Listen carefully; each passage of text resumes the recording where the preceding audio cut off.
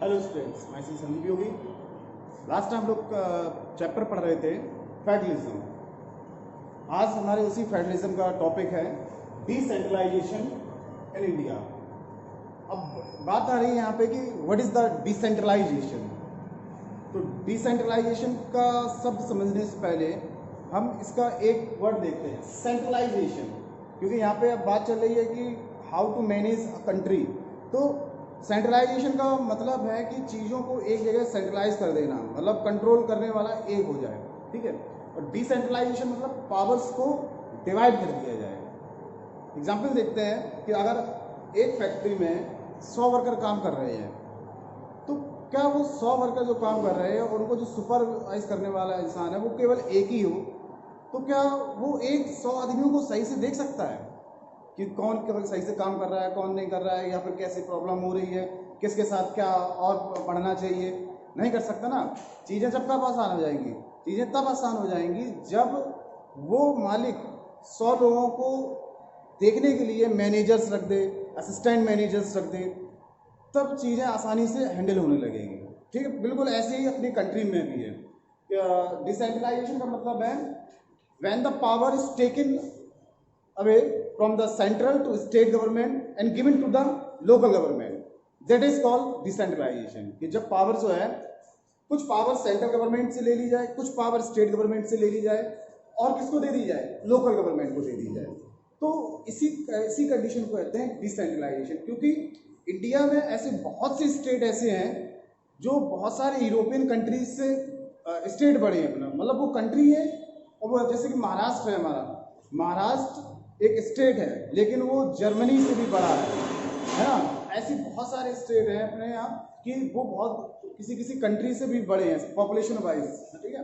तो इसी वजह से सही से रूल करने के लिए, क्योंकि पॉपुलेशन ज़्यादा है, संख्या ज़्यादा है लोगों की, उनको अच्छे से उनकी प्रॉब्लम समझने के लिए उनकी लोकलिटी में भी कोई ऐसा होना चाहिए जो हमें अपनी प्रॉब्लम जानता हो। मान लो कि यहाँ पे आपके घर के बाहर सड़क खराब है, तो क्या ये सीएम या पीएम देखने आएंगे? नहीं ना। जो आपके घर के बाहर सड़क खराब है, आपके लोकलिटी का जो प्रधान होगा, जो म्यूनसिपैलिटीज का मेयर होगा, उसके पास खबर पहुंचेगी, वो खबर ऊपर पहुंचाएगा, तब उसके लिए बजट आएगा, ठीक है। तो वही चीज़ है कि ऐसा माना जाता है इंडिया में कि लोकल पीपल्स जो हैं वो अपनी प्रॉब्लम्स को, अपनी लोकलिटी की प्रॉब्लम को ज़्यादा अच्छे से समझते हैं और उनका वो सही से ज़्यादा सॉल्यूशन भी दे सकते हैं।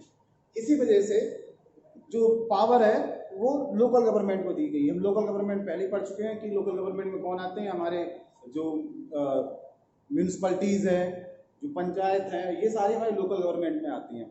लेकिन पहले क्या था कि 1992 के पहले जो लोकल गवर्नमेंट के पास जो पावर्स थी वो पूरी तरीके से सही नहीं थी। रेगुलर इलेक्शंस नहीं होते थे और लोकल गवर्नमेंट जो अपने डिसीजन ले रही है उसमें कहीं ना कहीं सेंट्रल अथॉरिटी, जो सेंट्रल और स्टेट अथॉरिटी बीच में आती थी, तो फुली एक इंडिपेंडेंट बॉडी नहीं थी लोकल गवर्नमेंट। तो कुछ लोकल गवर्नमेंट में सुधार किए गए, वो सुधार देखते हैं क्या है। A major step toward the decentralization was taken in 1992। यहाँ से देखते हैं, ठीक है। इसका इतना मैंने सब आपको समझा दिया।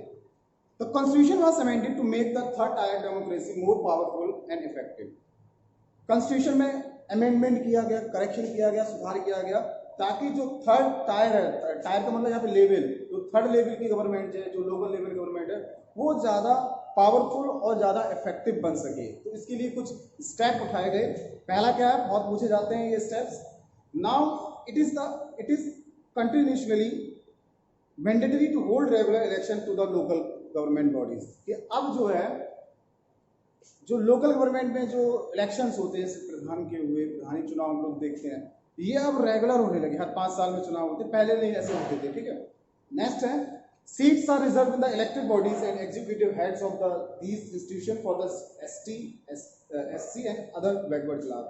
कुछ सीट जो हैं एससी यानी scheduled caste, ST scheduled tribes and OBC other backward classes, ठीक है, इनके लिए कुछ सीट्स जो है रिजर्व कर दी गई। इन सीट पे केवल इन्हीं के रिप्रेजेंटेटिव स्टैंड कर सकते थे, चुनाव लड़ सकते थे, और कोई नहीं।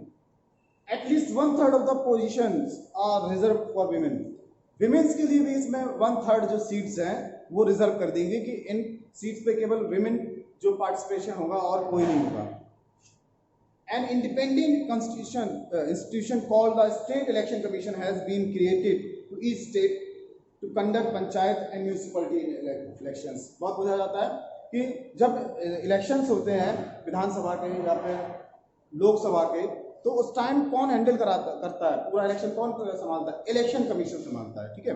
पूरा उसी के हैंडल में होता है कि उसे कैसे इलेक्शन कराना है। लेकिन बात करें जब हम स्टेट के अंदर थर्ड टायर गवर्नमेंट की यानी लोकल गवर्नमेंट की, तो इसको कौन कंडक्ट कराता है? तो इसको कंडक्ट कराता है स्टेट इलेक्शन कमीशन, ठीक है। बहुत पूछा जाता है। Then the state government are required to share some powers and revenue with the local government bodies. The nature of the sharing varies state to state. State government के लिए ये जरूरी है कि वो लोकल गवर्नमेंट को कुछ पावर्स दे ताकि वो रेवेन्यू इकट्ठा कर सके, मतलब जिससे वो काम कर सके, हर चीज काम करे, चाहे सड़क हो, चाहे पानी की व्यवस्था हो, चाहे लाइटिंग की हो, सबको कुछ ना कुछ करने के लिए पैसे की जरूरत होती है। पैसा आएगा कहाँ से, ठीक है। तो गवर्नमेंट ने, स्टेट गवर्नमेंट ने थर्ड टायर गवर्नमेंट को ये भी पावर दी कि वो अपना रेवेन्यू यानी पैसा कमा सकता है टैक्सेस वैक्सेस से, ठीक है। अब ये नेचर जो है कि मैंने मान लो यूपी में है, मैंने थर्ड टायर को कह रखा कि आप इतना पैसा कमा सकते हैं इससे। अब बगल वाले स्टेट में एमपी में कुछ अलग है कंडीशन, लेकिन अलग अलग प्रोपोर्शन है, लेकिन है सभी के पास राइट कि वो थर्ड टायर गवर्नमेंट जो है अपना रेवेन्यू इकट्ठा कर सकते हैं, ठीक है।